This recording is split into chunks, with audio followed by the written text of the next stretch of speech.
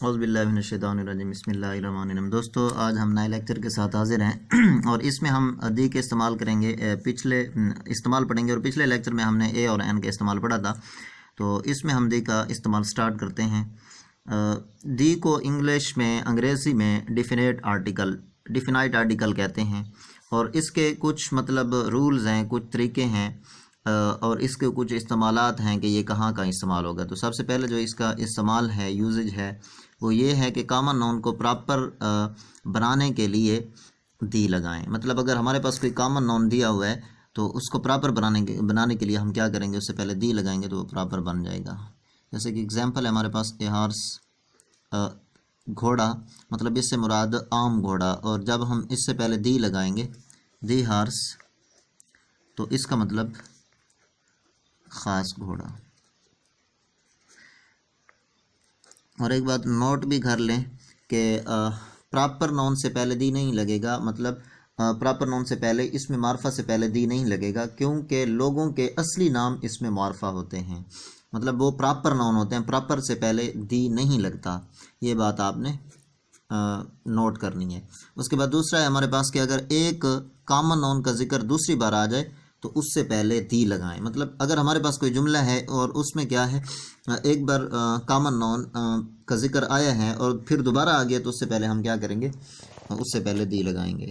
جیسے کہ ہمارے پاس ایگزامپل ہے، I saw a dog، the dog was sitting under a tree۔ Us sentence میں دیکھیں کہ یہاں ڈاگ کا ذکر آیا ہے، اور ڈاگ کیا ہے، ہمارے پاس کامن نون ہے، اور یہاں پہ دیکھیں ڈاگ کا دوبارہ ذکر آیا، تو اس لیے اس سے پہلے ہم نے دی لگایا کہ the dog was sitting under a tree. اس کے بعد تیسرا اس کا جو استعمال ہے وہ یہ ہے کہ مقدس کتابوں، قوموں، اخبارات، دریاؤں، سمندروں اور پہاڑوں کے نام سے پہلے دی لگائیں۔ مقدس کتابوں کا اگر ذکر آ گیا ہے تو اس سے پہلے دی لگائیں، اور قوموں کا ہے تو اس سے پہلے بھی، اخبارات ہیں تو اس سے پہلے بھی دی لگائیں، دریاؤں کے نام سے پہلے بھی دی لگے گا، سمندروں کے نام سے پہلے بھی دی لگے گا، پہاڑوں کے نام سے پہلے بھی دی لگے گا۔ جیسے اگزامپل ہے ہمارے پاس دی ہولی قرآن، قرآن مجید ایک مقدس کتاب ہے، تو اس لیے اس سے پہلے دی استعمال ہوا ہے۔ اور اس طرح ہمارے پاس دی پاکستان ٹائمز، یہ اخبار کا نام ہے، اور باقی ایگزامپلس اس طرح ہے، کہ اس طرح دی مسلمز قومیں ہوں گئیں، اور اس طرح دی انڈس اور دی ہمالیس وغیرہ وغیرہ۔ اس کے بعد چوتھا ہمارے پاس اس کا استعمال ہے کہ جب کوئی واحد اسم پوری جماعت یا گروہ کی نمائندگی کرے، یعنی اس اسم سے مراد پوری جماعت لی جائے تو اس سے پہلے دی لگائیں۔ اگر کوئی واحد اسم پوری جماعت کی نمائندگی کرے تو اس سے پہلے بھی دی لگے گا۔ جیسے ہمارے پاس ایگزامپلز ہیں کہ دی کاؤ gives milk، تو اس میں دیکھیں یہ کاؤ کا ذکر آیا ہے، گائے کا، اور اس سے مراد پوری ان کی جو جماعت ہے وہ مراد ہے، تو اس لیے اس سے پہلے دی لگائے کہ دی کاؤ gives milk، کہ گائیں دودھ دیتی ہیں۔ اس کے بعد پانچواں ہمارے پاس اس کا استعمال ہے کہ بے مثال اشیاء کے ناموں سے پہلے دی لگائیں، کہ بے مثال اشیاء کے ناموں سے پہلے بھی دی لگے گا۔ جیسے ہمارے پاس ایگزامپلز ہیں دی سن، سورج، یہ بے مثال چیز ہے، بے مثال اشیاء ہیں، تو اس لیے اس سے پہلے دی لگائیں۔ اور اس طرح ہمارے پاس دی ارتھ ہوگی، اس سے پہلے بھی دی لگائے، کیونکہ ارتھ بھی بے مثال چیز ہے۔ اس کے بعد چھٹا اس کا استعمال ہے کہ بعض ملکوں اور صوبوں کے ناموں سے پہلے دی لگائیں۔ ایگزامپلز ہیں ہمارے پاس دی پنجاب، اور اس طرح دی USA۔ اس طرح ہمارے پاس ساتواں جو اس کے استعمال ہے وہ یہ ہے کہ اگر اس میں صفت سے پہلے دی لگائیں، اگر اس میں صفت سے پہلے دی لگائیں تو وہ جمع بن جاتا ہے۔ ہمارے پاس اگر کوئی اس میں صفت دی ہوئی، ایڈجیکٹو دیا ہوا ہے، تو اس سے پہلے دی لگائیں تو وہ جمع بن جائے گا۔ ایگزامپل ہے ہمارے پاس پور، غریب، اگر اس سے پہلے دی لگائیں، دی پور، تو اس سے مراد بہت غریب، اس سے مراد ایک غریب اور اس سے مراد بہت غریب، تو اس طرح مطلب ہم ایڈجیکٹو سے پہلے دی لگائیں تو وہ ہمارے پاس جمع بن جاتا ہے۔ اس کے بعد ہمارے پاس 8واں جو اس کے استعمال ہے وہ یہ ہے کہ اس میں صفت کے دوسرے درجے یعنی کمپیریٹیو ڈگری یعنی تفصیل بعض سے پہلے دی استعمال ہوتا ہے جب جملے میں جتنا اتنا کا مفہوم ہو۔ مثلا ہمارے پاس ہے کہ ایگزامپل ہے the higher we go the cooler it is.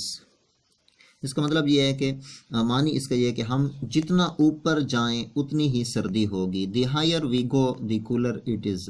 تو اس میں دیکھیں کہ یہ ہمارے پاس اس میں صفت کا دوسرا درجہ استعمال ہوا ہے اور اس سے پہلے دی لگایا ہے۔ کیوں؟ اس لیے کہ اس کا جو معنی ہے جملہ ہے اس میں جتنا اتنا کا مفہوم آ رہا ہے۔ اس کے بعد ہمارے پاس اس کا استعمال نمبر 9 ہے، وہ یہ ہے کہ ہول سے پہلے آل اور بوتھ کے بعد دی لگائیں۔ ہول سے پہلے آل اور بوتھ کے بعد دی لگائیں۔ جیسے ایگزامپل سے ہمارے پاس دی ہول نمبرس، اور اس طرح ہمارے پاس ہے آل دا بوائز۔ ہول سے پہلے دی لگائیں، آل کے بعد اور بوتھ کے بھی بعد دی لگائیں۔ یہ ہمارے پاس 9واں اس کے استعمال تھا۔ اس کے بعد 10واں ہے کہ اطراف سے پہلے دی لگائیں۔ اطراف سے پہلے بھی انگلش میں دی لگائیں۔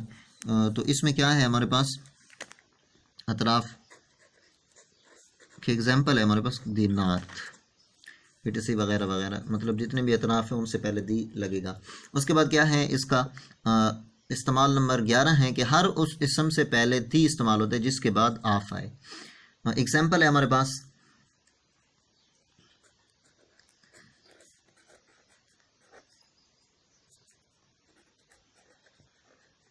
دی رستم آف پنجاب۔ اس میں دیکھیں کہ یہ ہمارے پاس اسم ہے، نون ہے، اور اس سے پہلے ہر اس اسم سے پہلے دی استعمال ہوتا ہے جس کے بعد آف ہو۔